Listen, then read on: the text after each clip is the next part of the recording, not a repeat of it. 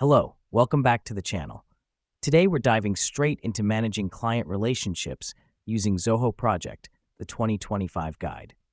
First off, we need to create a new project. Head over to your ZOHO dashboard, click on the New Project button, fill in the required details, and you're good to go. The reason we do this is because each project serves as a container for all your client interactions, documents, tasks, and more. Now that we've done that, let's add our clients to the project. This can be done by clicking on the Users and Permissions tab and then Add Users. Type in your client's email address, assign them a role, and an invite will be sent to them.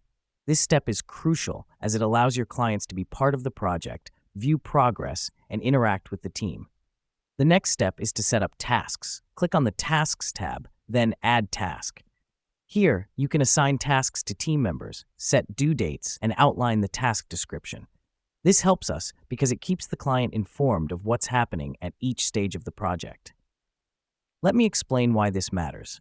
Transparency breeds trust, and trust is the cornerstone of every client relationship. Next up, we'll need to use the Status feature. This is found under the Project tab. It allows you to update the progress of the project in real time. This is vital as it keeps the client in the loop, eliminating any potential miscommunication or misunderstanding. Lastly, we have the Chat feature.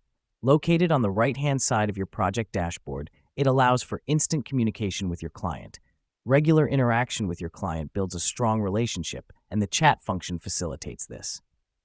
So to wrap up, ZOHO Project is a powerful tool for managing client relationships.